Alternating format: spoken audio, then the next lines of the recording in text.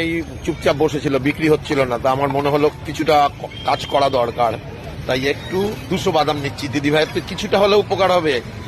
এমনিতে লোকজন কম হচ্ছে, তার মধ্যে ঠান্ডার মধ্যে একদমই লোক নেই। ফুলিয়ার রঙ্গমঞ্চে রবীন্দ্র পার্ক, ফুলিয়ার প্রাণকেন্দ্র রঙ্গমঞ্চ, কিন্তু আজকে লোক একদম কম। কিন্তু আমি এসে দেখলাম দিদিভাই একা চুপ করে মানে ঘুমোচ্ছে প্রায়, এরকম অবস্থা। বেচে কেনা একদম নেই না, তাই না? একদম বিক্রি নেই, দেখেছো? মানুষের সংসার চলবে, ভাবতে পারো? খুব করুণ দৃশ্য এই ফুলিয়া প্রাণকেন্দ্র, ফুলিয়া রঙ্গমঞ্চে। ভাই বলছে আগে খুব আমার ভিডিও দেখতে, এখন দেখতে পাচ্ছে না। আসলে আমি এখনই ঠিক করে দিচ্ছি, ফলোয়িংটা কেটে গেছে। হয়তো হতে পারে। 100 টাকা দিলাম। কত দাম হয়েছে? 200? হ্যাঁ, 60 টাকা দাও।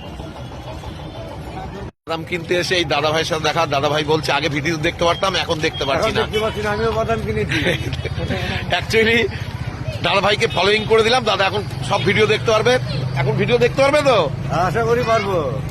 আর একটা কথা, সবসময় লাইক করেন, শেয়ার, এগুলো তোমাকে লাইক করতে হবে, নাহলে কোম্পানি তোমাকে রাখবে না।